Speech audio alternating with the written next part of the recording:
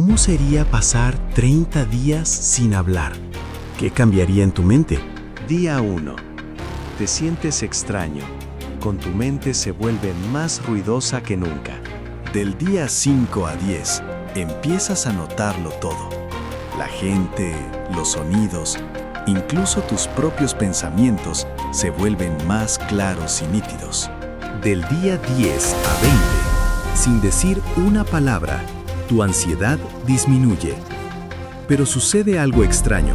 Te desconectas del mundo. Del día 20 a 30, tu cerebro se adapta.